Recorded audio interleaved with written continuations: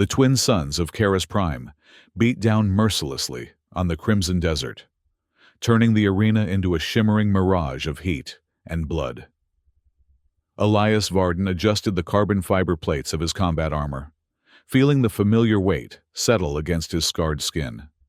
7 years as a mercenary had hardened him, but nothing had prepared him for the Deathworld arena, the hegemony's most brutal spectacle, where prisoners fought for the entertainment of 50,000 bloodthirsty spectators.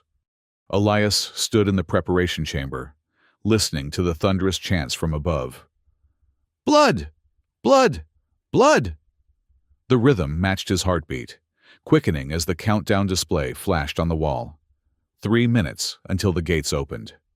His calloused fingers traced the edge of his vibrosword, its power cell humming with potential energy.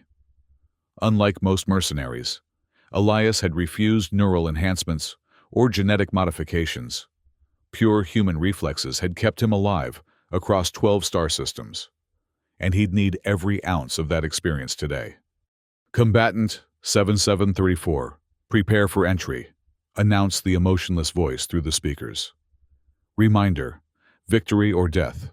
There is no surrender in the grand arena." Elias allowed himself a grim smile. 2 weeks in the holding cells had given him enough time to map the arena's weaknesses, catalog the guard rotations, and identify potential allies among the prisoners. This fight wasn't about survival. It was about positioning himself for what would come after.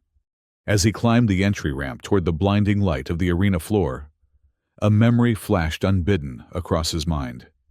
A terrified child with fiery red hair and eyes the color of Terran rubies, her small hand clutching his as they ran through the darkness of a slave transport. 7 years ago, on the mining colony of Nexus Station, he had saved her.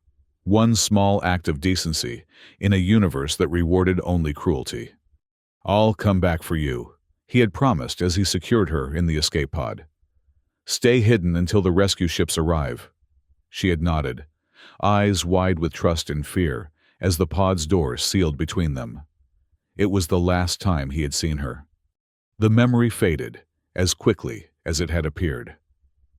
Elias squared his shoulders and stepped onto the platform. Hydraulics hissed as it began to rise, lifting him toward the arena floor.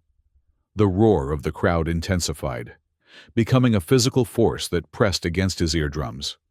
From the wastelands of Earth, a warrior without enhancements who survived 12 killing fields, boomed the announcer's voice, amplified to reach every corner of the massive arena. "Behold the human weapon, Elias Varden." The platform locked into place, and Elias found himself standing on the blood-red sands of the arena floor. The twin sons of Karis Prime cast double shadows at his feet as he scanned his surroundings. The circular arena stretched 100 meters in diameter, ringed by towering walls of black stone. Various obstacles, shattered pillars, shallow trenches, and jagged rock formations dotted the battlefield, providing limited cover. Strategic positions, Elias noted automatically, mapping escape routes and defensive positions. Above, 50,000 spectators filled the tiered seating that rose like a mountain around him. The wealthy elites of the hegemony occupied private viewing boxes near the top, their environmental shields visible as faint, blue shimmers against the harsh desert air.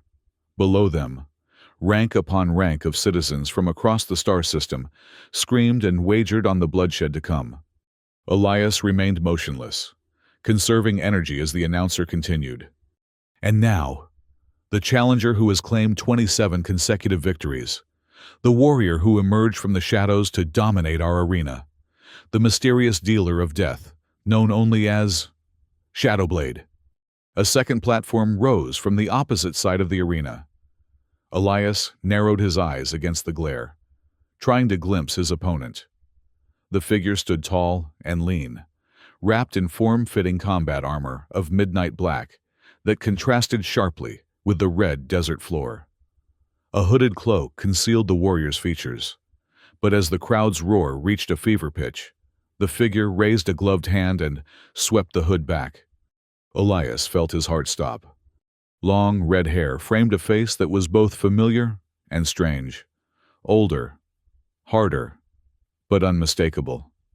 The same ruby-red eyes that had haunted his dreams for 7 years now stared at him with cold fury across the arena.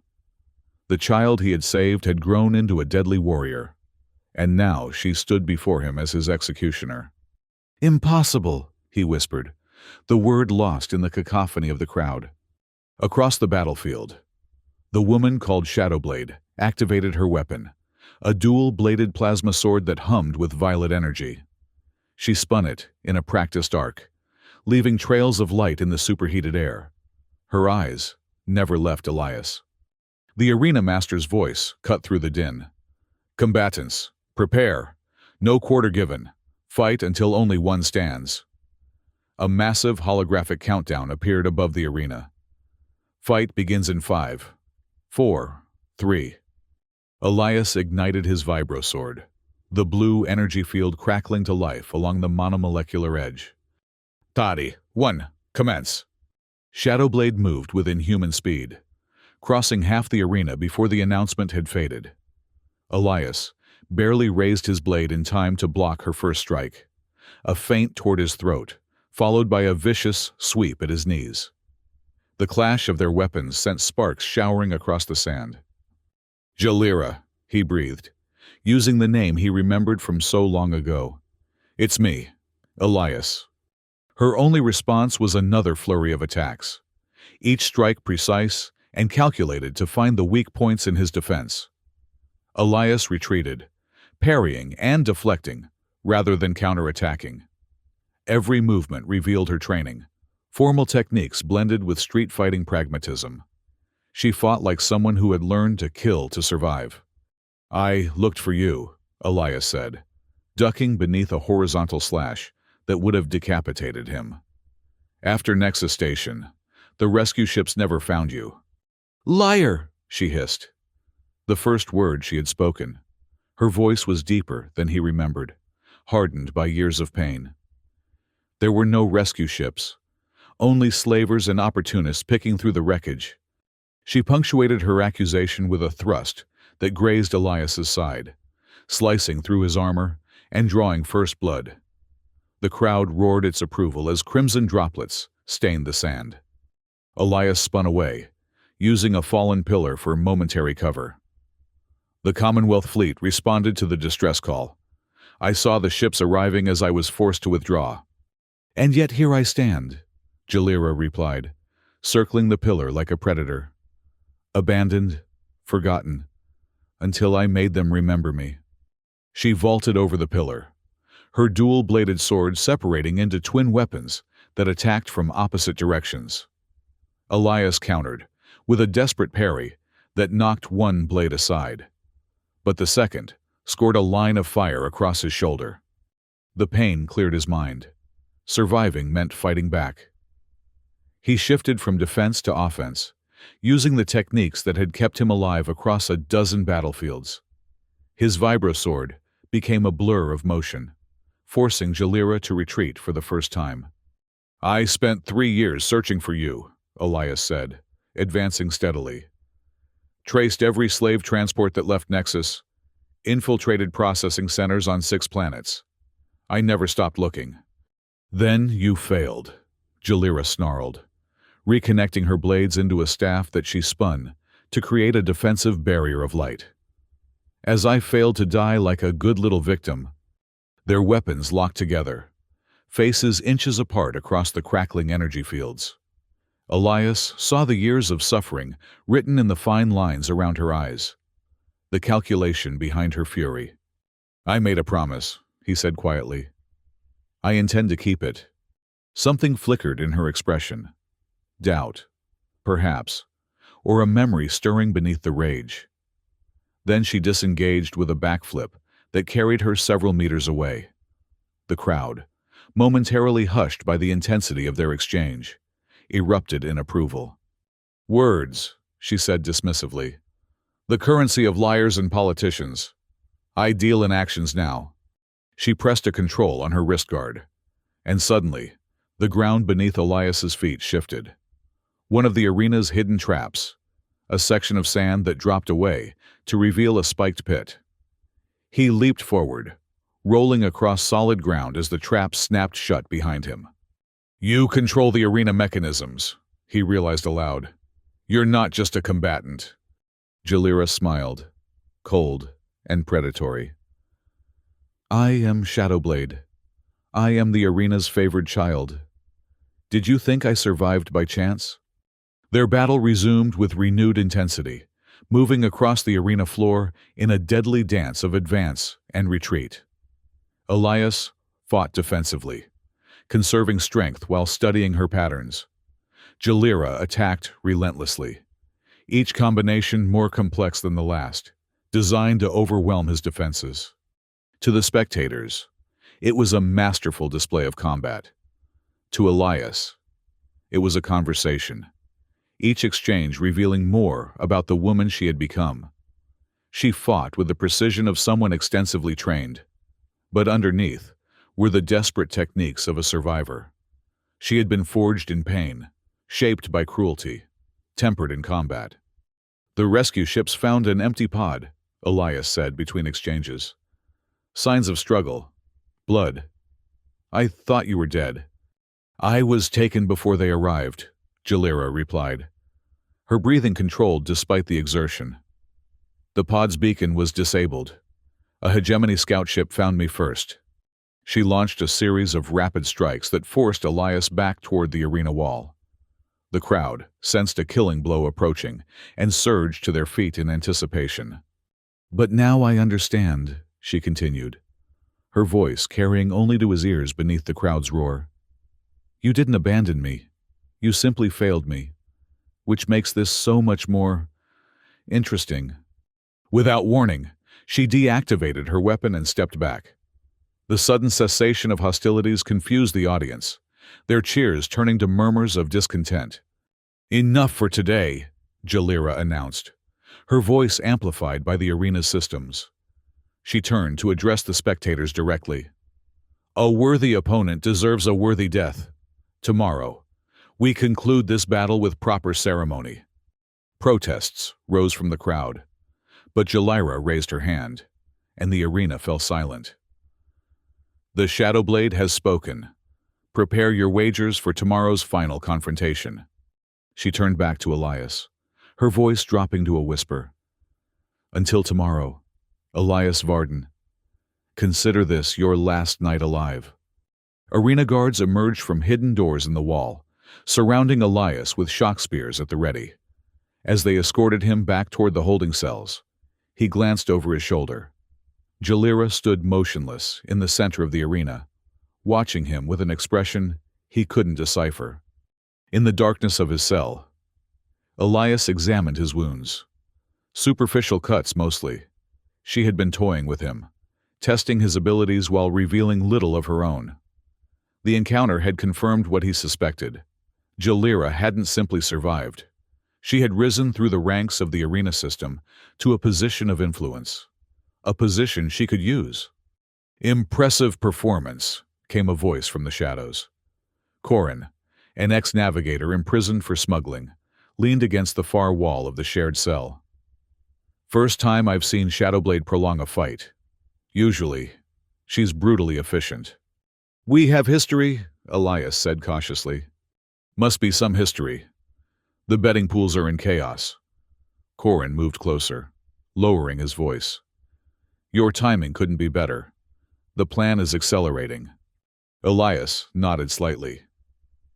In the 2 weeks since his capture, he had been recruited into a loosely organized resistance among the prisoners. Plans for an uprising had been circulating for months, but they lacked the coordination and outside support needed to succeed. Until now. "Tomorrow, during the main event," Corin continued, "when all eyes are on the arena, the signal will come from the eastern quadrant." "I'll be ready," Elias promised. As Corin withdrew to his corner, Elias closed his eyes, but sleep eluded him. Instead, he saw Jalira's face, not as the hardened warrior she had become, but as the frightened child he had saved. What had happened to transform her so completely? And more importantly, could she be reached? Or was revenge all that remained of the girl he had known? Morning came too quickly. The guards arrived before dawn, escorting Elias not to the preparation chamber, but to a luxurious suite high in the arena complex. Panoramic windows offered a breathtaking view of the crimson desert stretching to the horizon, where the twin suns were just beginning their ascent. "Enter," came a familiar voice as the guards departed. Jalira stood with her back to him, dressed in a simple black tunic, rather than combat armor. Without the hood and the dramatic lighting of the arena, she seemed younger, more vulnerable, though Elias knew better than to underestimate her. "Unusual accommodations for a condemned man," he observed, remaining near the door. "I wanted privacy for this conversation." She turned to face him. In the soft morning light, he could see the resemblance to the child she had been, the determined set of her jaw, the intensity of her gaze.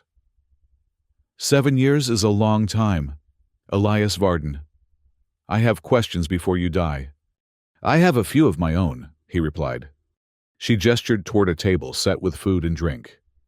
"Then let us satisfy our curiosity while we can." Elias approached cautiously, noting the absence of obvious weapons, but remaining alert. The food looked genuine: fresh fruits, bread, and what appeared to be synthesized protein, a feast compared to prisoner rations. "Not poisoned," Jalira said, reading his hesitation. "What would be the point? The arena awaits." She poured a clear liquid into 2 glasses and handed one to Elias. He accepted it, but didn't drink immediately. "After all these years, you still don't trust easily," she observed. "Good. Trust is luxury few can afford." "Experience is an effective teacher," Elias replied. "Indeed." Jalira sipped from her glass. "Let's begin with the obvious question. How did Earth's most notorious mercenary end up in my arena?" "Not by accident," Elias admitted. "I've been tracking a specific hegemony operation for months. Getting captured was the most efficient way to infiltrate this facility." Surprise flickered across Jalira's face. "You allowed yourself to be captured. Why?" "Intelligence suggested a high-value asset was being held here. Someone worth the risk." Jalira's expression hardened. "If you're implying you came for me—" "Not everything is about you, Shadowblade," Elias interrupted. "Though finding you here complicates matters." She studied him for a long moment, then laughed, a sound without humor. "Always the strategist, planning 3 moves ahead while everyone else struggles to keep up." She set her glass down. "My turn now. What happened after you put me in that pod?" Elias closed his eyes briefly, the memory still vivid after 7 years. The station was coming apart. The hegemony's peacekeeping force had used mining explosives to breach the central hub. I was part of a private security team hired to protect a research facility. "A mercenary even then," Jalira noted. "A soldier looking for purpose," Elias corrected. "When the attack came, my team was ordered to secure the research and abandon the civilian sectors. I disagreed with those priorities." "So the hero defied orders to save a child," Jalira said, skepticism evident in her tone. "How noble." "There was nothing noble about it," Elias replied sharply. "It was the right thing to do. One decent choice in the middle of a massacre." He finally took a drink, the liquid burning a path down his throat. "After I launched your pod, I was cornered by hegemony troops, fought my way to a maintenance shuttle, barely escaped the station before it collapsed. The Commonwealth fleet arrived as I was leaving, too late to save most of the colonists, but I thought they'd find you." "The Commonwealth," Jalira spat the word like a curse. "Always arriving too late, making grand promises they never keep." "What happened to you?" Elias asked quietly. Jalira moved to the window, staring out at the desert. "A hegemony scout ship detected the pod's emergency beacon. They retrieved me before the Commonwealth arrived, disabled the transmitter. I was Processed, evaluated, found to have potential. Her voice remained steady, but Elias could see the tension in her shoulders. Children adapt quickly. I learned to fight in the juvenile circuits by the time I was 12, earned my first kill at 14, rose through the ranks until I caught the attention of Arena Master Vorak. And became Shadowblade, Elias finished. I became what I needed to be to survive. She turned back to him. What about you, the great Elias Varden, ghost of a dozen battlefields? Did you find your purpose after Nexus Station? For a time, I thought I had, Elias admitted. Took contracts with organizations fighting hegemony expansion, specialized in extraction missions, civilians caught in conflict zones. Each time, I looked for you among the refugees. How touching, Jalira said, though her sarcasm didn't quite mask the uncertainty beneath. 3 years ago, I infiltrated a hegemony processing center on Arcturus 4, Elias continued. Found records of a transport that matched the timeline of your disappearance. The trail led to Karis Prime, but then went cold. And now here you are, Jalira said, a condemned prisoner in my arena. Here I am, Elias agreed. A silence fell between them, heavy with unspoken questions. Jalira broke it first. Do you know what happens to children in the hegemony's care? She asked, her voice deceptively calm. They break you down systematically, erase your identity, rebuild you into something useful. The weak die, the strong become weapons. She rolled up her sleeve, revealing a pattern of scars, deliberate, methodical marks that could only have been made for punishment or conditioning. I earned these learning to obey. Later, I earned respect by inflicting worse on others. Elias felt a cold fury building inside him. The hegemony will answer for this, all of it. Bold words from a dead man, Jalira replied. She glanced at the chronometer on the wall. Our time grows short. The arena awaits its spectacle. It doesn't have to end this way, Elias said. You control access to the arena systems. You could... Could what? Jalira cut him off. Release you? Betray the hegemony that owns me? They would hunt us both to the edges of the galaxy. They would try, Elias countered. I've evaded them before. For a moment, something like longing crossed Jalira's face. Then her expression hardened into the mask of Shadowblade once more. Guards, she called, and the door slid open immediately. Return the prisoner to preparation. Ensure he is properly equipped for the final confrontation. As the guards surrounded him, Elias held Jalira's gaze. I made you a promise once. I intend to keep it. Promises are easy to make. Elias Varden, she replied. Let's see if you can keep this one while fighting for your life.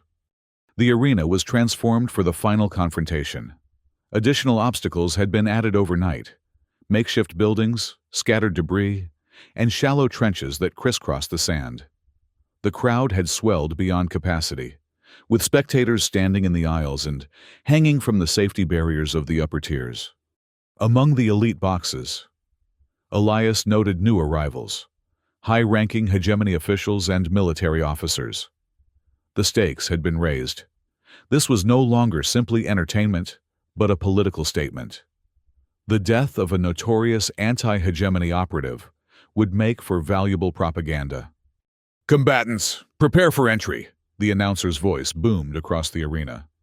Elias adjusted his armor, repaired overnight but still bearing the scars of the previous day's combat. The vibro sword hummed in his hand, its power cell fully charged. This time, he would not hold back. Not because he intended to kill Jalira, but because showing anything less than his full capability would insult her and might cost him his only chance to reach her. The platform began to rise, carrying him toward the roar of the crowd.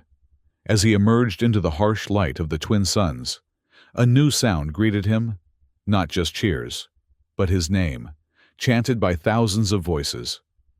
Varden! Varden! Varden! The survivor returns, the announcer proclaimed. Elias Varden, who yesterday withstood the onslaught of our champion, will today bring his final breath, or a miracle never before seen in our arena. Across the battlefield, a second platform rose, revealing Jalira in her full, Shadowblade regalia. Gone was the simple tunic from their morning meeting, replaced by gleaming black armor, accented with crimson piping that matched her eyes. Her dual plasma sword ignited with violet fire as she raised it overhead in a salute to the crowd. And our undefeated champion, Shadowblade, 27 victories, 27 kills. Will today bring number 28? The crowd's response was deafening. A physical wall of sound that seemed to shake the very foundations of the arena. Above, massive holographic displays showed close-ups of both combatants, capturing every detail for the viewers. The arena master, a corpulent man draped in ceremonial robes, rose from his seat in the primary viewing box. Vorak, the man Jalira had mentioned, the one who had recognized her potential and shaped her into a killer for public entertainment. Elias committed his face to memory, adding another name to his mental list of hegemony officials who would eventually answer for their crimes. Citizens of the hegemony! Vorak's amplified voice silenced the crowd. Today, we witness the culmination of yesterday's unexpected drama. The mercenary who survived versus our beloved champion. There can be only one outcome. He raised his hands dramatically. Let the final confrontation begin. Unlike the previous day, Jalira did not immediately attack. Instead, she circled slowly, forcing Elias to turn to keep her in view. The crowd grew restless, hungry for action. A warrior's death, she called to him, her voice carrying across the arena. Show them what you're capable of, Earthman. Elias recognized the invitation and the challenge. She wanted his best, not the defensive strategy he had employed before. He adjusted his stance and nodded once. Then he attacked. The vibro sword became an extension of his arm, cutting through the air with precision, honed by years of combat. Jalira met his assault with equal skill, her dual-bladed weapon spinning to intercept each strike. Sparks flew where their weapons connected, superheated air crackling around them.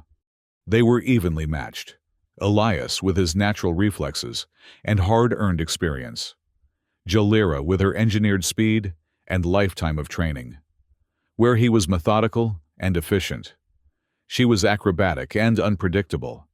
Their combat styles reflected their paths, his forged in the chaos of real battlefields, hers perfected in the controlled environment of the arena. You fight well, Jalira acknowledged during a momentary separation. But you're still holding back. So are you, Elias replied, noting how she had twice bypassed openings that could have ended the fight. They clashed again, moving across the arena in a deadly ballet that had the spectators enraptured. Minutes stretched into a quarter hour, then half an hour, an unprecedented duration for an arena match. Both combatants bore minor wounds now, their armor scarred and dented from near misses and glancing blows. During a lull, as they circled each other warily, Elias spoke just loudly enough for her to hear. The escape pod on Nexus. Do you remember what I said to you? You said many things, Jalira replied, her breathing controlled despite the exertion. False promises, mostly. I said I would come back for you, Elias pressed. And I said that your life was worth more than all the research on that station. That you mattered. Something flickered in her expression, a momentary crack in the Shadowblade persona. Words, she dismissed, but with less conviction than before. Not just words, Elias insisted. Truth. You mattered then. You matter now. He lowered his weapon slightly, a calculated risk. Kill me if you must, Jalira. But know that I never stopped looking for you. Never stopped believing you were worth finding. For a heartbeat, the arena fell away, and they were alone in that moment of connection. Then, Jalira's expression hardened, and she launched herself forward in a renewed attack. Her blades came from all directions, forcing Elias into a desperate defense. "Pretty speeches won't save you," she snarled, her attacks growing more aggressive. "The hegemony is watching. They expect a conclusion." Elias recognized the warning beneath her words. The officials in the luxury boxes were growing impatient. This display had gone on long enough. They wanted blood, closure, propaganda value. Time for the next phase.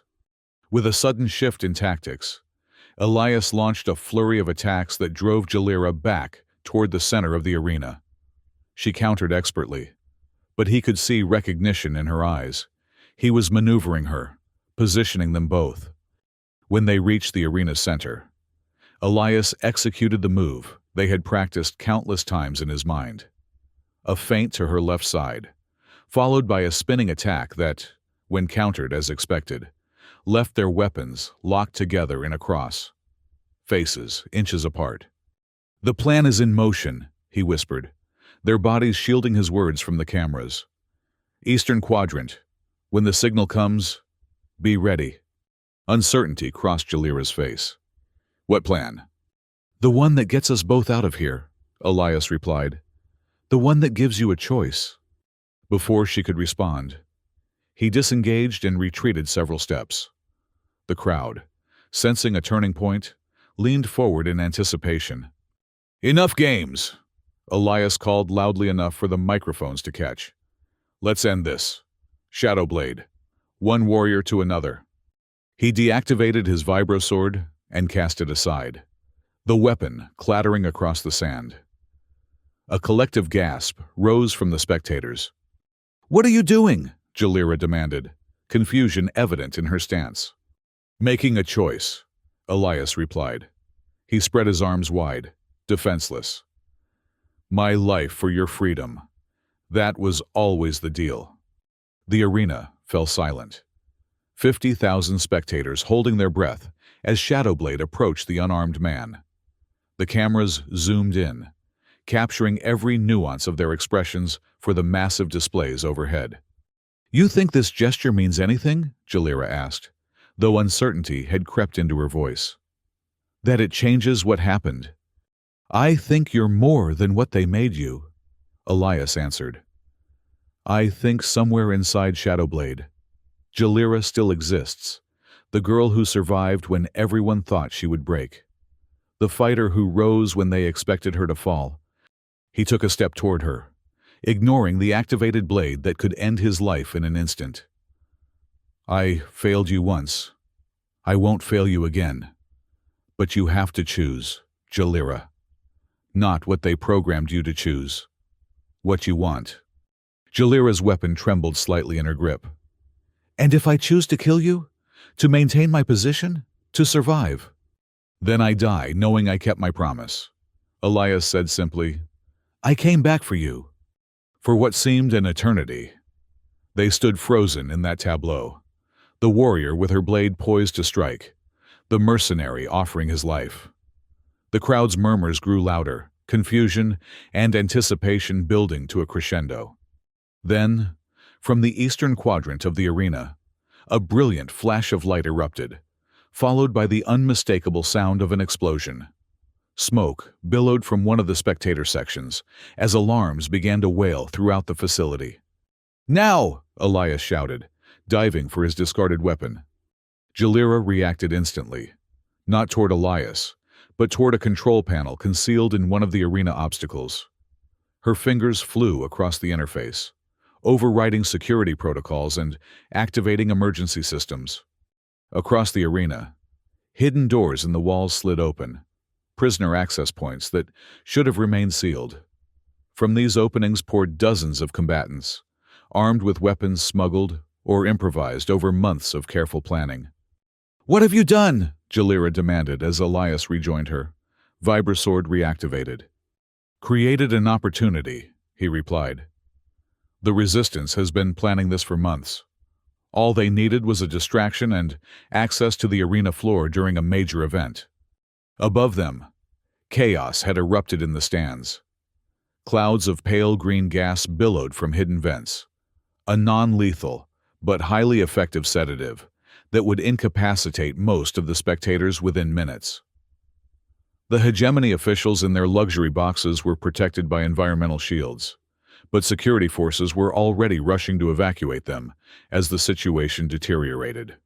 "You used me," Jalira accused, though she made no move to stop the uprising unfolding around them. "I came for you," Elias corrected. "The rebellion was already in motion. I simply accelerated their timeline." Corin appeared through the smoke, leading a group of armed prisoners. "Varden, eastern exit is secured. Transport's waiting, but we've got maybe 10 minutes before reinforcements arrive from the garrison." "Understood," Elias acknowledged. He turned back to Jalira. "Time to choose. Stay and face the hegemony's judgment for this security breach, or come with me." Jalira's expression was unreadable beneath her mask of composure. "Where would we go? The hegemony controls this entire sector." "Not all of it," Elias replied. "The outer colonies have been slipping from their grasp for years. There are places where even Shadowblade could disappear." Around them, the uprising gained momentum. Prisoners overwhelmed the arena guards, seizing control of the primary access points. In the stands, most spectators had succumbed to the sedative gas, slumped unconscious in their seats.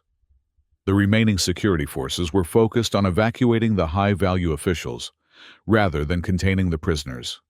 "The control center," Jalira said suddenly. "If we can reach it, I can disable the tracking implants and open all the detention levels." "Lead the way," Elias said without hesitation. They moved together through the chaos, fighting as a synchronized unit when they encountered resistance. Years of combat experience made them formidable individually. Together, they were nearly unstoppable. Jalira's intimate knowledge of the arena's layout allowed them to bypass major security checkpoints through maintenance tunnels and restricted corridors. The control center was located 3 levels above the arena floor, a reinforced bunker designed to withstand any disruption from below. As they approached, they encountered increasingly sophisticated resistance, elite guards armed with pulse rifles and neural disruptors. 8 guards, automated defense turrets, and a biometric lock, Jalira assessed after a quick glance around the corner. Vorak will be inside, coordinating the response. "Can you get us through?" Elias asked. Jalira's lips curved in a predatory smile. Vorak never changed the emergency override codes, too confident in his physical security. She pulled a small device from a compartment in her armor and attached it to a nearby maintenance panel. After entering a complex sequence, the lights in the corridor flickered briefly. "Defense turrets disabled," she announced. "Now for the guards." They struck with coordinated precision, Elias drawing fire while Jalira circled behind, using the momentary blackout as cover. Within 30 seconds, all 8 guards were incapacitated, most unconscious. None fatally wounded. "Your mercenary ethics showing," Jalira observed, as Elias restrained rather than killed the last guard. "Unnecessary mercy." "Unnecessary cruelty serves no tactical purpose," Elias countered. "These men are following orders, not making policy." The biometric lock yielded to Jalira's override device, and the reinforced door to the control center hissed open. Inside, Arena Master Vorak stood surrounded by holographic displays showing the chaos unfolding throughout the facility. He turned as they entered, his fleshy face contorting with rage and disbelief. "Shadowblade," he bellowed. "What is the meaning of this treachery?" "A renegotiation of terms," Jalira replied coldly. She crossed to the main control console and began entering commands, her fingers flying across the interface. Vorak reached for a weapon concealed in his ornate robes, but Elias was faster. A quick strike with the hilt of his vibro sword sent the arena master crumpling to the floor, unconscious. "He'll live," Elias noted, securing the man's hands. "To face justice eventually." "Justice," Jalira echoed, the word strange on her lips. "A luxury few can afford." Her work at the console continued uninterrupted. On the displays around them, red security barriers throughout the facility began to deactivate. Detention levels that had housed thousands of prisoners opened simultaneously. The tracking implants that monitored every combatant showed a cascade of deactivation signals. "Done," Jalira announced. "They're free, all of them."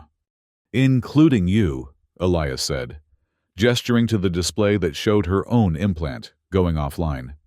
For a moment, Jalira stood motionless, absorbing the implications of what she had done and what it meant. Then she straightened. Decision made. "The mining tunnels beneath the arena complex connect to an old transport station," she said. "It's how they bring in new prisoners without public visibility. There should be vehicles there." "Lead the way," Elias said again.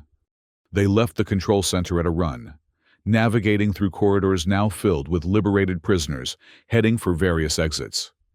The rebellion had spread throughout the facility, overwhelming the remaining security forces through sheer numbers. Emergency sirens wailed continuously, and automated announcements advised all personnel to evacuate. The entrance to the mining tunnels was hidden behind a maintenance access panel in the lowest level of the arena complex. As they descended into the darkness, Elias activated a light embedded in his armor. The tunnels stretched before them, rough-hewn passages supported by metal braces that disappeared into the distance. "How far to the transport station?" he asked. 2 kilometers, Jalira replied, her voice echoing slightly in the confined space. "The air gets thin in some sections. The miners used breathing apparatus." They moved quickly through the tunnels, alert for signs of pursuit. The sound of the chaos above faded behind them, replaced by the eerie silence of the abandoned mine. Occasionally, they passed side tunnels where the crimson stone of Karis Prime had been excavated for construction or export. "The hegemony built this arena using slave labor," Jalira said, as they navigated a particularly narrow section. "Thousands died digging these tunnels. When the mines were depleted, they repurposed the facility for entertainment, more profitable than mineral extraction, and continued the tradition of exploitation," Elias noted. "Efficiency is the hegemony's primary virtue," Jalira replied, her tone bitter. After nearly 30 minutes of steady progress, they reached a wider chamber that opened onto a loading dock. 3 transport vehicles sat on anti-gravity pads, rugged, utilitarian craft designed for hauling ore, but equally capable of carrying passengers. "These still function?" Elias asked, examining the nearest vehicle. "Intermittently used for supply runs," Jalira confirmed. She approached the control panel of the smallest transport and activated the power systems. Lights flickered to life along the hull, and the anti-gravity generators hummed as they cycled up to operational status. "Do you know how to fly this thing?" Elias asked as they boarded. Jalira slid into the pilot's seat with practiced ease. Another skill the hegemony thought useful to instill in their weapon. The transport lifted smoothly from its pad, hovering a meter above the ground as Jalira oriented it toward the exit tunnel. The massive doors that had once allowed mining vehicles to enter and exit the facility were sealed, but a smaller personnel access remained functional. "We won't fit through that," Elias observed. "Not as is," Jalira agreed. She activated the transport's forward-cutting lasers, designed for clearing rockfalls, but equally effective against the metal of the door. The red beams sliced through the barrier, carving an opening just large enough for their vehicle to pass through. Beyond lay the crimson desert of Karis Prime, stretching endlessly under the merciless light of the twin suns. In the distance, a dust cloud marked the approach of hegemony reinforcements, military hovercraft racing from the garrison 20 kilometers away.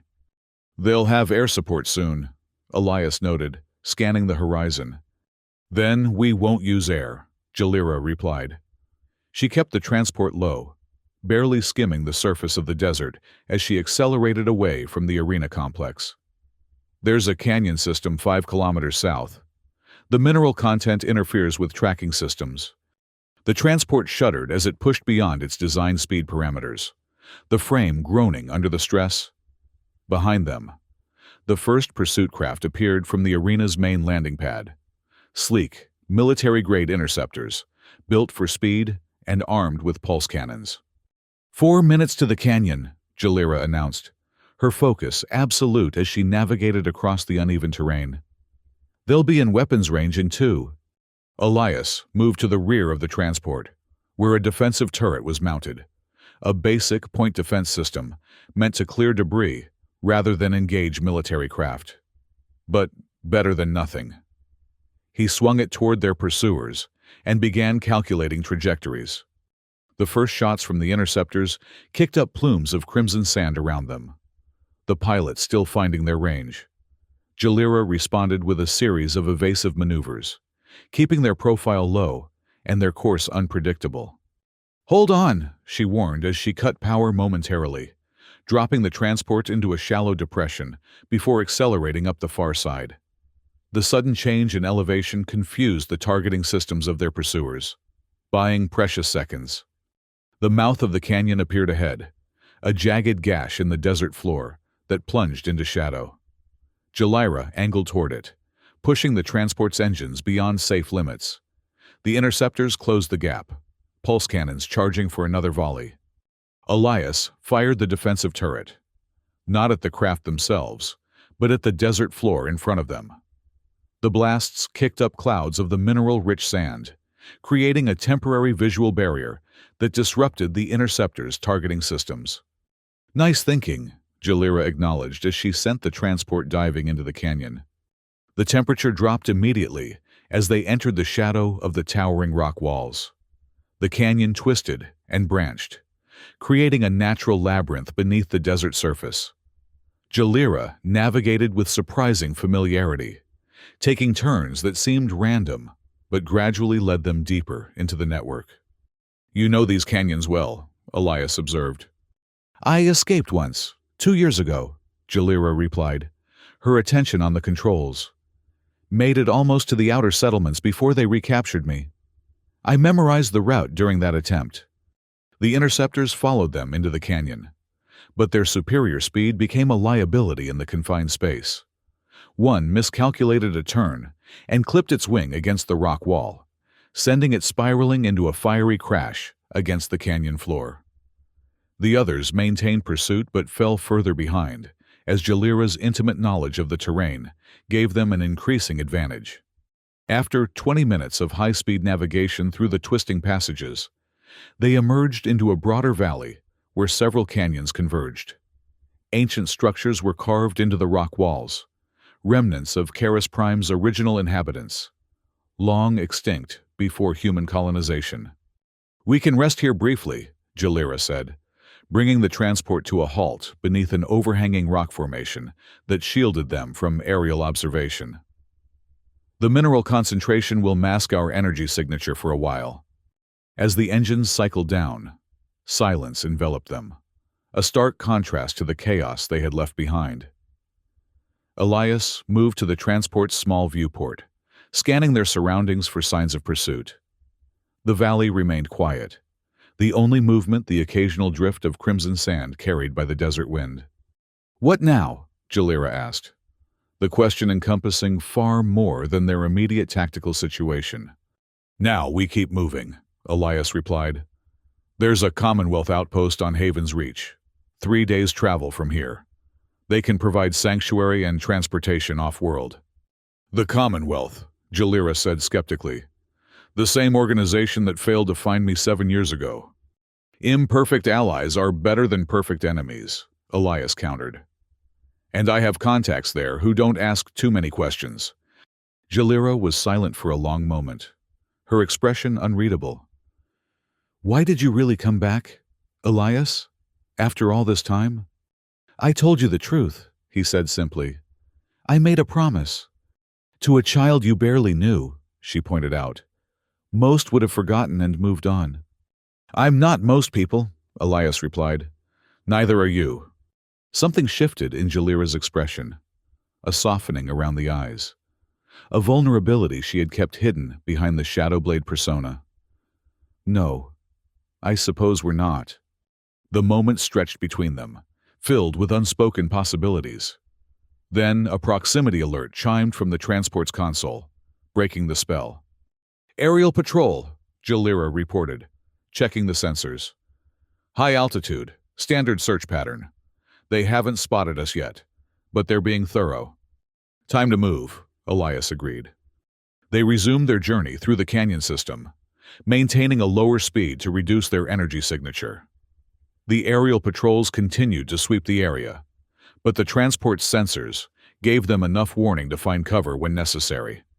As the twin suns began to set, casting long shadows across the canyon floor, they reached the edge of the system, where the passages widened into a broad delta of dried riverbeds. Beyond stretched the vast desert plain that separated them from the distant mountains where Haven's Reach was located. "We can't cross that open ground until dark," Elias noted, studying the terrain through the viewport. "Too exposed." "There's a cave network half a kilometer back," Jalira suggested. "We can shelter there until nightfall." The cave proved to be another remnant of Karis Prime's original inhabitants. A chamber carved into the canyon wall and decorated with faded glyphs that spiraled across the stone in patterns that seemed almost hypnotic. The air inside was cool and surprisingly fresh, circulated by some ancient ventilation system that had continued functioning long after its creators had vanished. Elias secured the entrance while Jalira conducted a more thorough examination of their transport, assessing damage and calculating remaining fuel reserves. When she finished, her expression was grim. "We've pushed it beyond design tolerances," she reported. "Stabilizers are failing, and we're down to 30% fuel capacity. It might get us across the plains, but the mountains will be challenging." "We'll find another way if necessary," Elias assured her. "We've come this far." As darkness fell outside, they shared a sparse meal from the transport's emergency rations. The silence between them was no longer tense but contemplative, each lost in their own thoughts about the day's events and what lay ahead.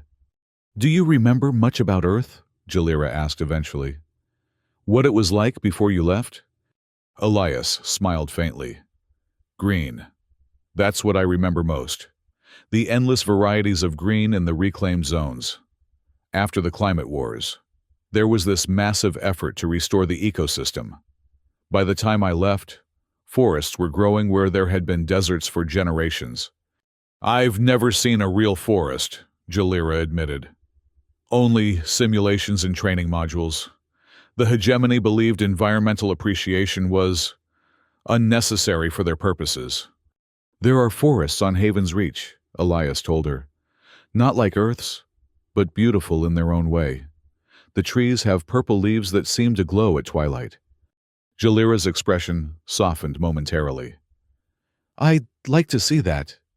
"You will," Elias promised. Outside, the last light faded from the sky, leaving the canyon in darkness broken only by the faint illumination of Karis Prime's 3 small moons.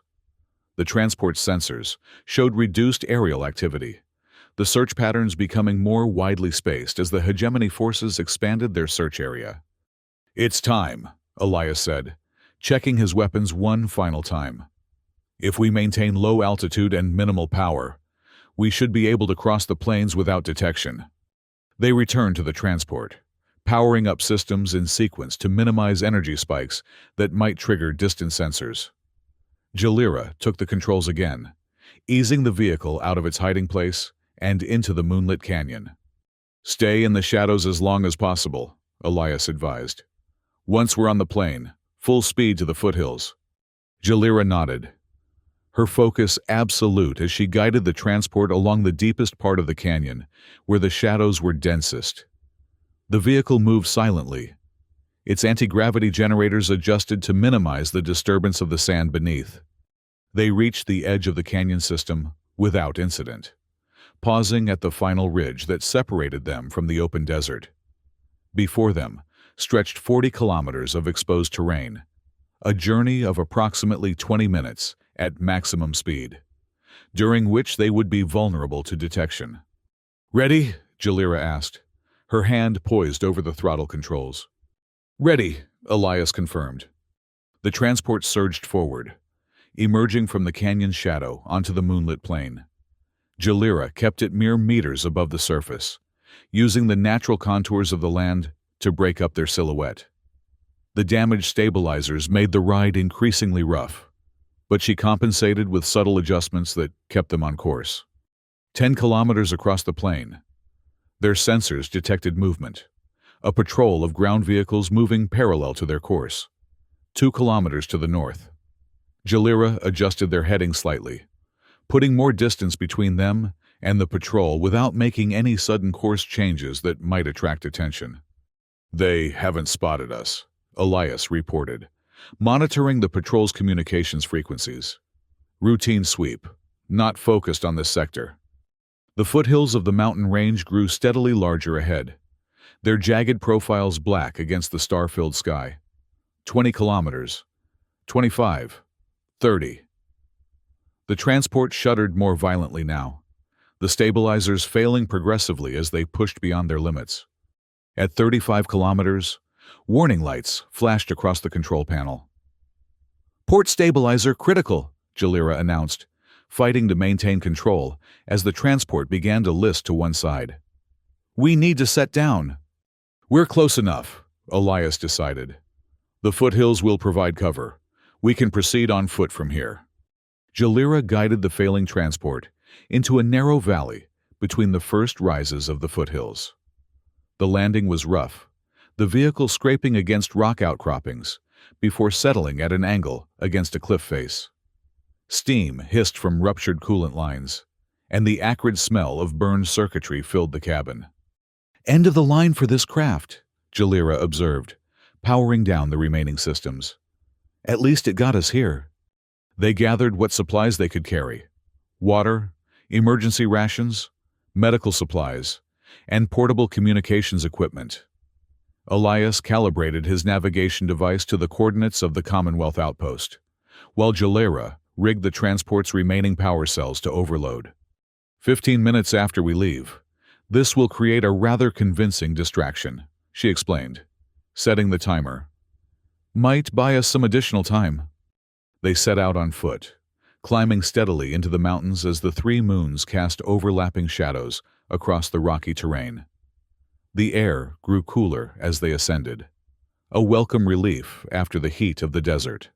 According to Elias's calculations, the Commonwealth outpost was approximately 20 kilometers further into the mountain range, a journey of 8 to 10 hours on foot, depending on the terrain. Behind them, right on schedule, the transport exploded in a brilliant flash that momentarily turned night to day. The sound reached them seconds later, echoing through the valleys and canyons of the foothills. "That should keep them busy for a while," Elias remarked as they continued their climb.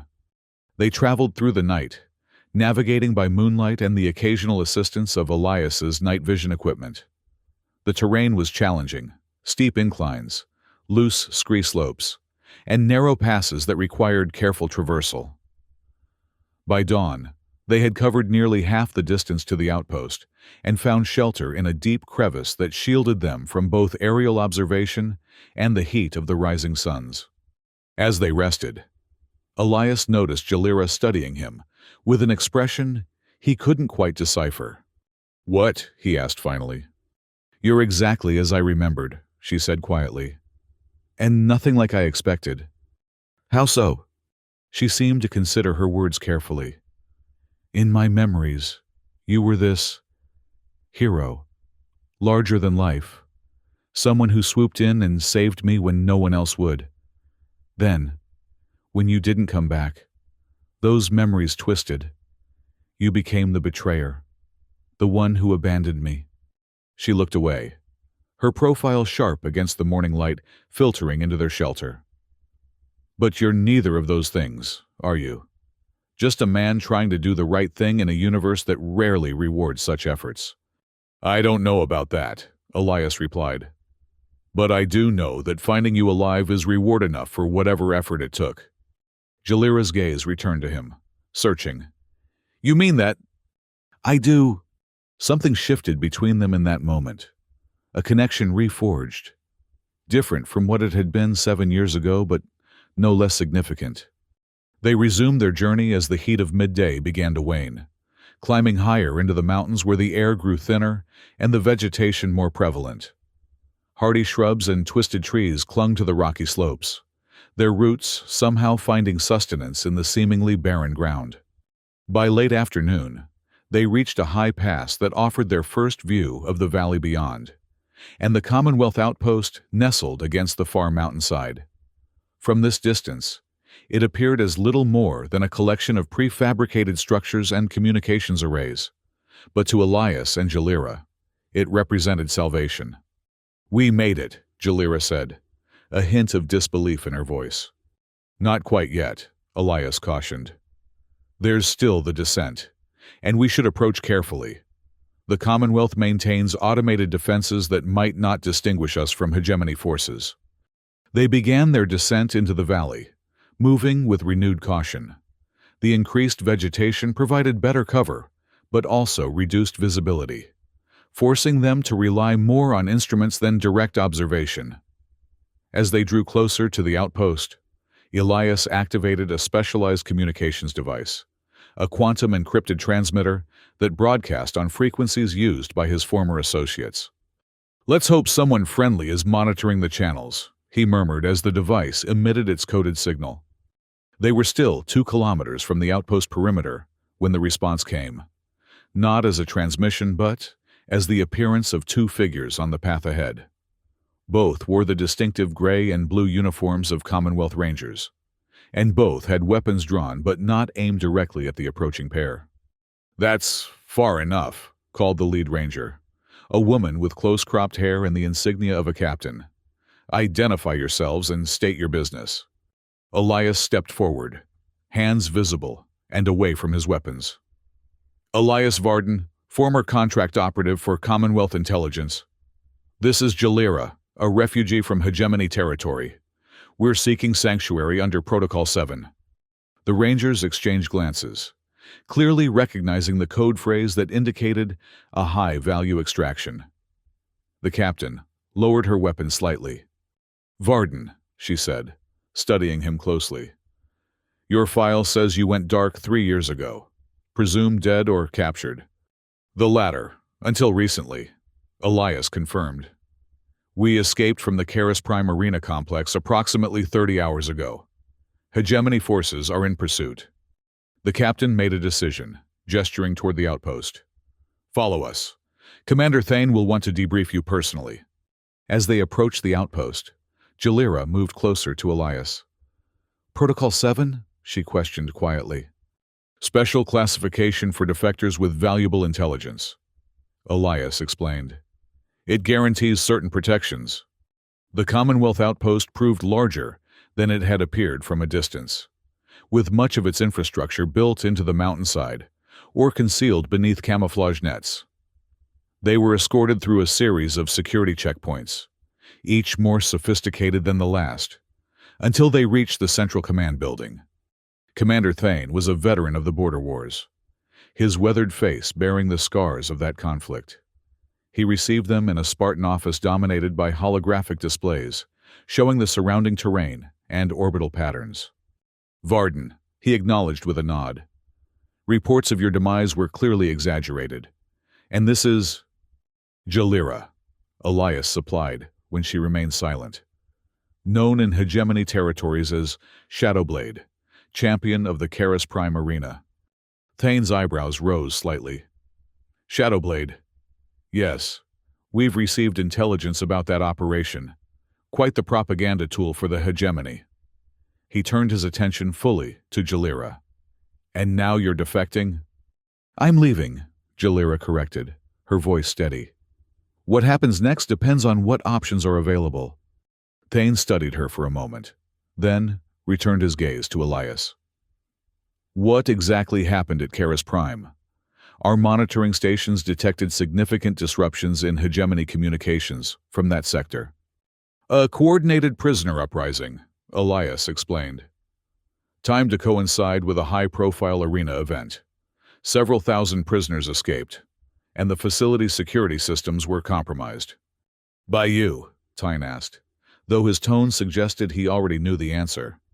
By us, Elias confirmed, glancing at Jalira. Along with a resistance network that had been organizing for months. Thane absorbed this information, his expression revealing nothing. The hegemony will respond with force. They cannot allow such a public challenge to go unanswered. Agreed, Elias said. Which is why we need to be elsewhere when that happens. We're requesting immediate off-world transport under Protocol 7. That's not my decision to make, Thane replied. I've already notified headquarters of your arrival.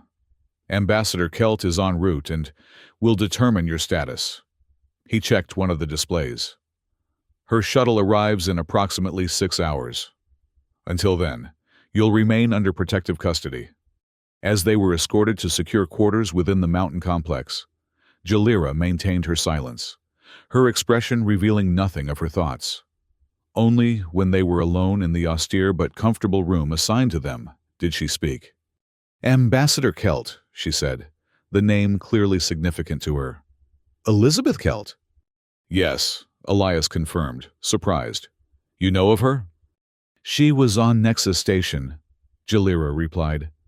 The day of the attack? I remember her face from the emergency broadcasts, telling everyone to remain calm. That help was coming. Her expression hardened. Help that came too late for most of us. Elias absorbed this new information, understanding better her distrust of the Commonwealth. Kelt is complicated, he admitted. A politician first, diplomat second. But she has influence, and we need that now. And if she decides I'm more valuable as a prisoner than a defector? Jalira asked bluntly. The hegemony would pay handsomely for the return of their champion. That won't happen, Elias assured her, with more confidence than he felt. Protocol 7 guarantees certain rights. And besides, I didn't come this far to let you go now. The hours passed slowly as they rested, ate, and treated the minor wounds sustained during their escape. Commonwealth medical technology was superior to what they had available during their journey. And by the time Ambassador Kelt's arrival was announced, both were physically recovered if still mentally wary. They were escorted to the outpost's secure conference room, a windowless chamber deep within the mountain where sensitive negotiations could occur without risk of surveillance. Ambassador Kelt was already present when they arrived, engaged in quiet conversation with Commander Thane. Elizabeth Kelt had aged gracefully in the 7 years since Nexus Station, her silver hair and regal bearing projecting an aura of authority that commanded attention. She looked up as they entered, her gaze sharp and assessing. Elias Varden, she greeted him with a slight nod. Your survival continues to impress. Her attention shifted to Jalira, and a flicker of recognition crossed her features. And you must be the arena champion I've heard so much about. We've met before, Jalira said coolly. Nexus Station, 7 years ago. You promised help would come. Kelt's expression softened, almost imperceptibly. Yes, I remember now. You were one of the children evacuated during the initial assault. I'm sorry our response was inadequate. Inadequate, Jalira repeated, the word laden with 7 years of pain and struggle. An interesting diplomatic term for abandonment. Jalira, Elias cautioned quietly. Kelt raised a hand. No, she's right to be angry. The Commonwealth's response to the Nexus incident was a failure on multiple levels. We underestimated the hegemony's willingness to sacrifice civilians, and we overestimated our ability to intervene effectively. She met Jalira's gaze directly. I cannot change what happened. I can only address what happens now. She gestured for them to be seated at the conference table. Let's discuss your situation. Commander Thane has briefed me on the basics, but I need details, particularly about the current state of the Karis Prime facility and the nature of the uprising. For the next hour, Elias and Jalira provided a comprehensive account of the events leading to their escape, the arena system, the prisoner resistance network, the coordinated assault during their public confrontation, and the subsequent flight across the desert. Jalira, initially reluctant, gradually became more forthcoming, particularly when describing the internal operations of the arena complex and the hegemony's security protocols. Kelt listened attentively, occasionally asking clarifying questions, but mostly allowing them to speak uninterrupted. When they finished, she remained silent for several moments. Her fingers steepled before her as she processed the information. "What you've described," she said finally, "is the most significant blow to hegemony authority in this sector in over a decade. The propaganda value alone is immeasurable. Their showcase arena, their champion, their supposedly impregnable security, all compromised in a single day." She focused on Jalira. "You, in particular, represent a unique intelligence asset. Your knowledge of hegemony training methods, facility operations, and security protocols could be invaluable to Commonwealth interests." "I'm not interested in becoming a Commonwealth asset," Jalira stated flatly. "I've spent enough time as someone else's weapon." "I understand," Kelt replied, surprising them both with her apparent acceptance. "And under Protocol 7, you're entitled to certain considerations regardless of your willingness to cooperate with intelligence operations." She turned to a datapad on the table, activating a holographic display that showed a star chart of the sector. "The hegemony has already implemented a Level 1 security response in this region. All outbound traffic is being intercepted and searched. Military reinforcements are being deployed from 3 neighboring systems." "They're coming here," Elias concluded. "Eventually," Kelt agreed. "Though our intelligence suggests their primary focus remains on Karis Prime itself and containing the immediate threat of escaped prisoners. Still, this outpost is not equipped to withstand a determined hegemony assault. So we need to move," Elias said. "How soon can you arrange transport?" "A Commonwealth corvette is already en route," Kelt informed them, "arriving within 12 hours. It can transport you beyond hegemony space to a secure facility where your long-term status can be determined." "And what exactly will that status be?" Jalira asked, skepticism evident in her tone. Kelt regarded her thoughtfully. "That depends partly on you. As a defector with valuable intelligence, you could be granted asylum, new identity, relocation to an inner Commonwealth world, or, if you prefer a more active role, there are other options." "What kind of options?" Jalira pressed. "The kind that might allow you to help others who remain in situations similar to what you escaped," Kelt replied carefully. "But that's a discussion for another time, in a more secure location." She rose from her seat, signaling the end of the meeting. "For now, rest, prepare for departure.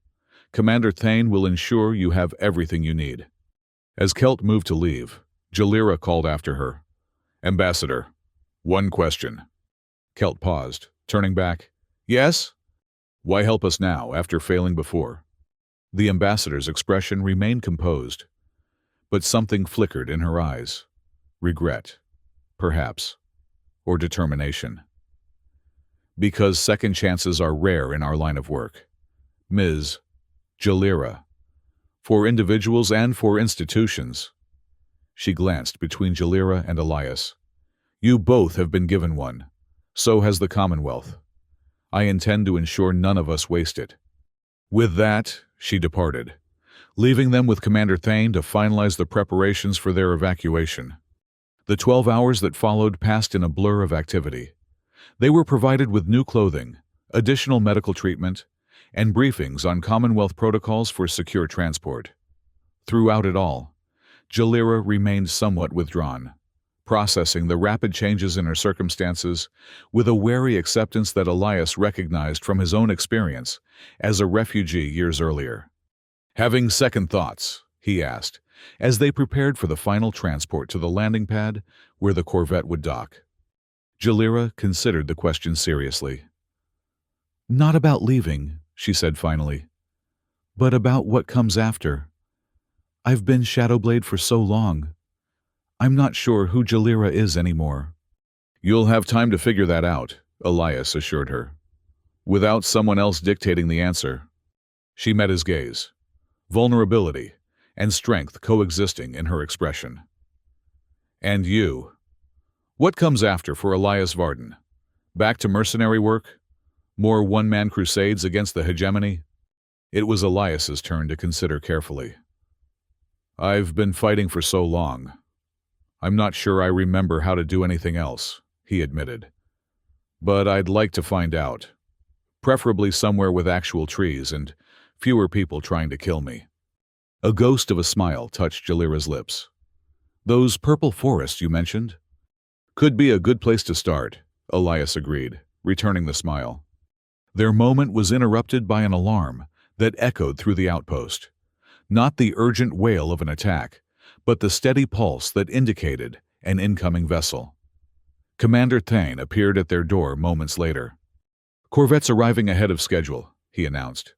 We need to move now. They were escorted through the outpost's winding corridors to a transport platform where a rugged terrain vehicle awaited. The journey to the landing pad took 20 minutes, climbing higher into the mountains where a natural plateau had been converted into a secure docking facility. The Commonwealth corvette was already visible as they approached, a sleek, predatory craft designed for speed and stealth rather than head-on combat. Its matte black hull absorbed light rather than reflecting it, making it difficult to track visually or with standard sensors. As they disembarked from the terrain vehicle, a delegation from the corvette approached, officers in the formal uniform of the Commonwealth Navy rather than the more practical attire of the Rangers. At their head walked a tall, distinguished woman with captain's insignia and the confident bearing of someone accustomed to command. Captain Mira Dewan, she introduced herself with a crisp nod. You must be our priority passengers. Elias Varden and Jalira, Elias confirmed. Ambassador Kelt arranged our transport. Indeed she did, Dewan replied. With very specific instructions regarding your safety and security. She gestured toward the corvette's boarding ramp. If you'll come aboard, we can depart immediately. Long-range sensors have detected hegemony patrol vessels on an intercept course with this system. The interior of the corvette was as austere and functional as its exterior suggested, every centimeter designed for maximum efficiency.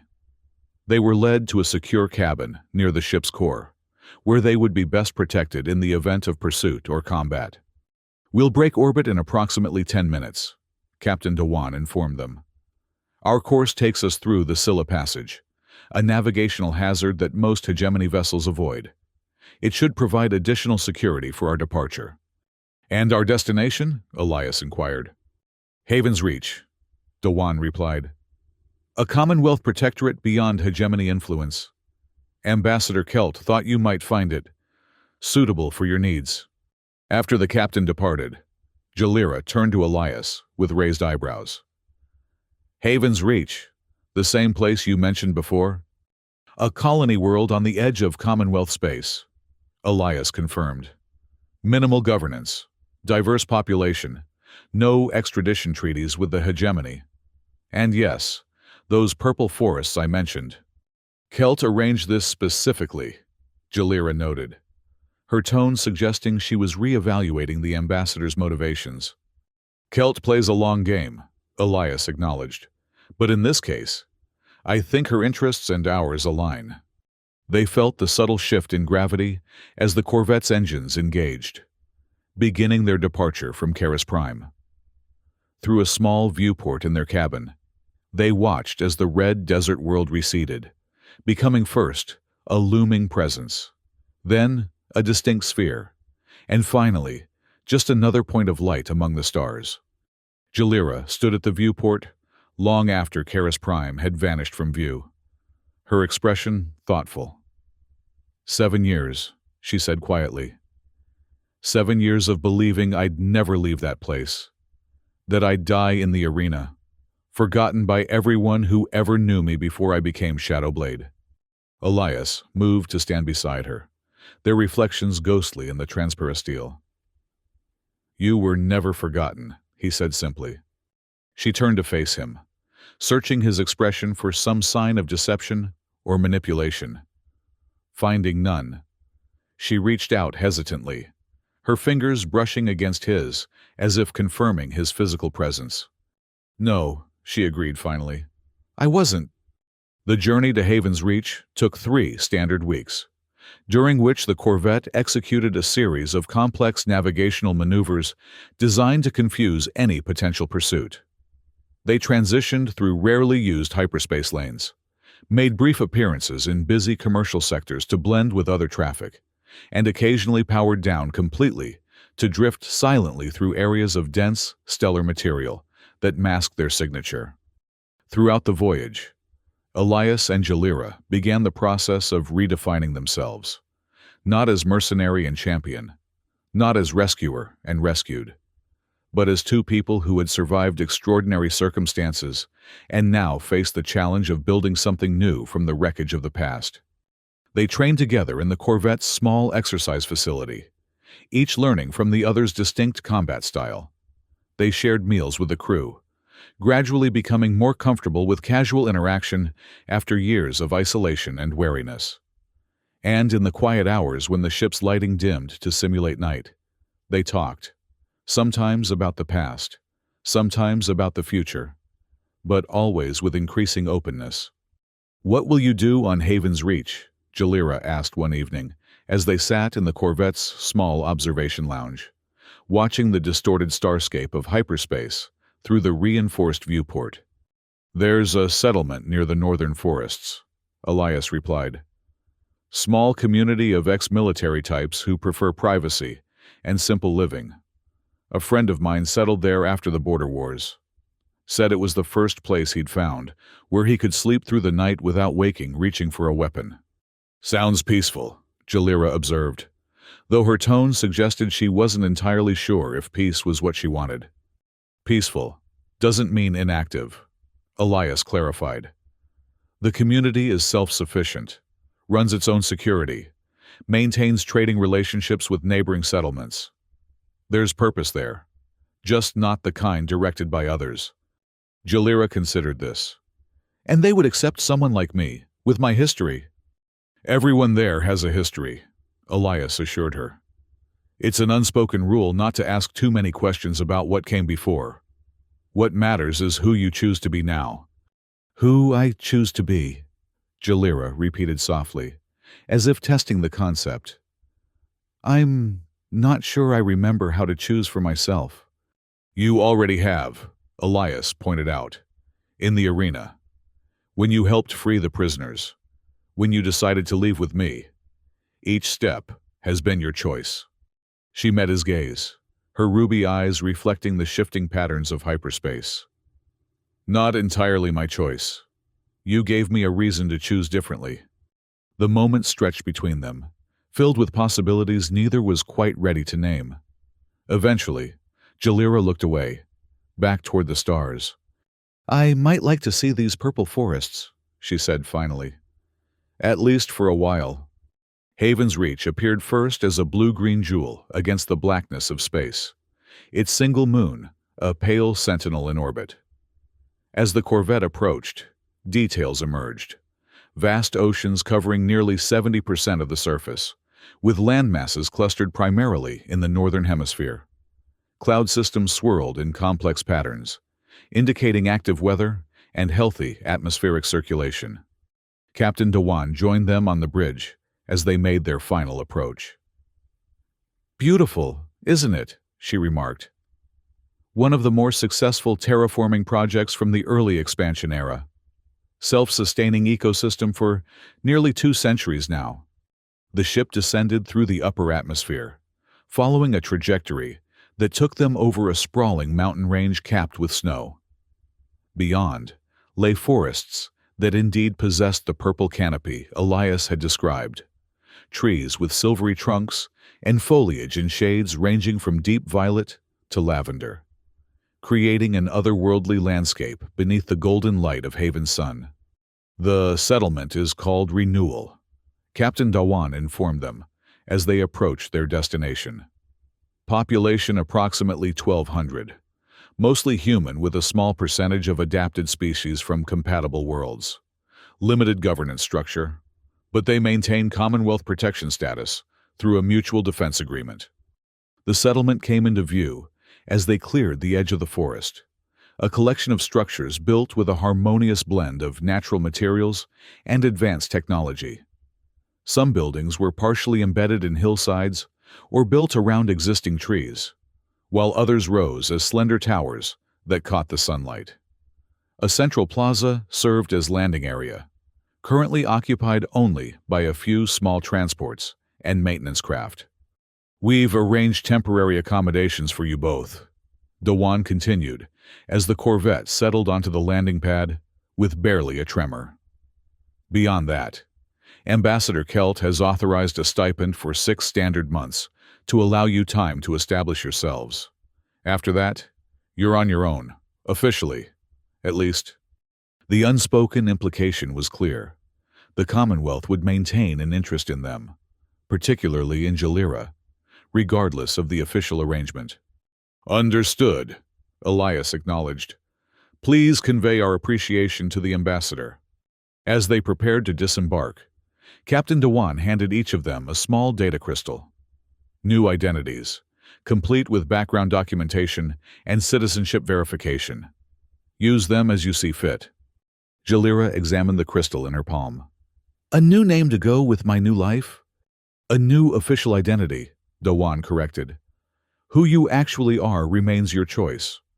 They stepped onto the soil of Haven's Reach, under a sky tinged with the faintest hint of lavender, a result of the unique atmospheric composition that had allowed the purple forests to thrive. The air was clean and carried a complex aroma of unfamiliar vegetation, rich soil, and the distant tang of ocean. A representative from the settlement greeted them, a weathered man named Jarrell, who asked no questions about their past and seemed concerned only with practical matters of their accommodation and immediate needs. He escorted them to a small dwelling at the edge of the settlement, a 2-room structure built partially into a hillside with a covered porch that faced the forest. "Basic provisions inside," Jarrell informed them. "Communal meals in the central hall if you're interested, or you can manage for yourselves. Security rotation is voluntary but appreciated if you decide to stay." "Questions?" Elias and Jalira exchanged glances, both slightly overwhelmed by the abrupt transition from fugitives to settlers. "I think we'll manage for now," Elias replied. "Thank you." Gerald nodded once. "Welcome to Renewal. Whatever you're looking to start over from, hope you find what you need here." With that, he departed, leaving them alone at the threshold of their new temporary home. The interior was simple but comfortable. Living area with basic furniture, compact kitchen, separate sleeping quarters, and a small bathing facility with actual water, rather than sonic cleansing. Large windows faced the forest, filling the space with dappled purple light that shifted as the breeze moved through the trees outside. "So this is freedom," Jalira observed, moving to one of the windows. "It's quieter than I expected." Elias smiled slightly. "Freedom usually is. It's control that makes all the noise." The next weeks unfolded in a pattern neither of them could have anticipated. A gradual acclimation to life without constant danger, without orders, without the need to calculate survival with every decision. They explored the settlement, learning its rhythms and customs. They ventured into the purple forest, where Jalira experienced her first real woodland, with a childlike wonder that briefly stripped away the hardness the arena had instilled in her. They began to integrate into the community in small ways, Elias offering his experience with security systems to improve the settlement's defenses. Jalira surprising herself by discovering an affinity for the local school, where her combat training translated unexpectedly well to teaching children self-defense and discipline. "They don't fear me," she remarked to Elias one evening as they shared a meal on their porch, watching the sunset paint the purple canopy with gold. "The children. They should, but they don't. They see who you are, not what you were made to be," Elias replied. Children are good at that. Jalira considered this. And you? What do you see when you look at me now? Elias studied her in the fading light. The red hair now grown longer and often worn loose. The combat-ready posture that had gradually relaxed. The ruby eyes that increasingly reflected something other than vigilance and calculation. I see someone finding her way back to herself, he said finally. Someone stronger than anyone I've ever known. Not quite what I was asking, Jalira noted, a hint of challenge in her voice. Elias met her gaze directly. I see someone I would have searched for across 100 worlds. Not just one. The moment between them had been building since their escape, perhaps since that first recognition across the arena floor. Now, with no deathmatch looming, no pursuit to evade, no immediate crisis to manage, it expanded to fill the space between them with unspoken possibility. Jalira moved first, closing the distance between them with the same decisive grace she had once employed in combat. Her hand, once wrapped around a weapon's hilt, now rested against his cheek with unexpected gentleness. I'm still learning how to be Jalira again, she said quietly. But I know that whoever she is, she wants this. Their first kiss was tentative, a careful exploration by two people accustomed to calculating risks. The second was not. 3 months after their arrival on Haven's Reach, as they had begun to believe in the possibility of a future without looking over their shoulders. The past found them. Not with the expected hegemony strike force or bounty hunters, but with a secure communication routed through channels only a select few knew existed. The message was brief, encoded using protocols Elias recognized from his days working with Commonwealth intelligence.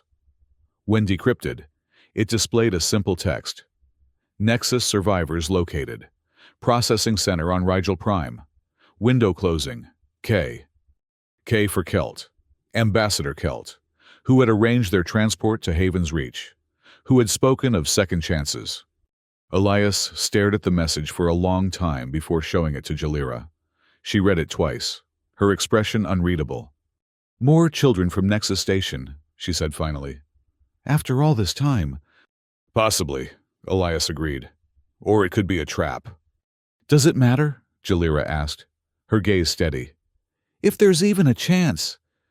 The question hung between them, weighted with everything they had begun to build in their quiet corner of Haven's Reach.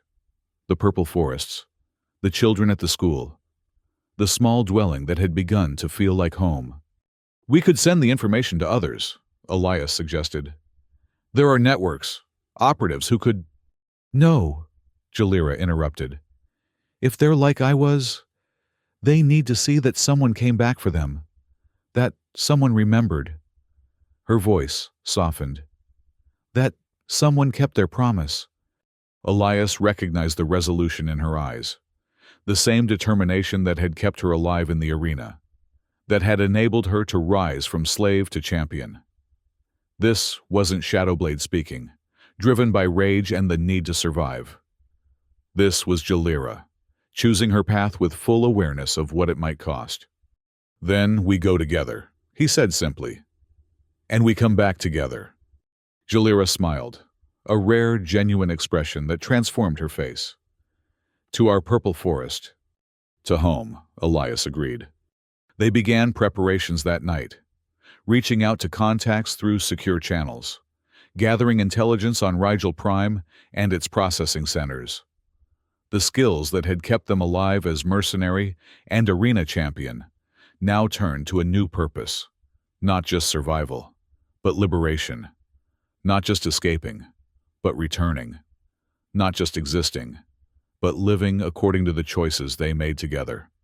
On the day of their departure, they stood one last time on the porch of their dwelling, looking out at the purple canopy swaying in the morning breeze. Jalira leaned against Elias, her head resting on his shoulder. We will come back, she said. Not a question, but a statement of intent. We will, Elias agreed. We have promises to keep, to others, and to ourselves. He kissed her then, no longer tentative, but with the certainty of a man who had found what he had been searching for across 7 years and countless stars. When they parted, Jalira's ruby eyes held the same certainty. "Let's go bring them home," she said. Hand in hand, they walked toward the waiting transport, leaving footprints in the soil of Haven's Reach, temporary marks that would fade with time, but evidence nonetheless of their presence, their choices, their promise to return. Above them, the purple leaves whispered in the wind, a sound like freedom.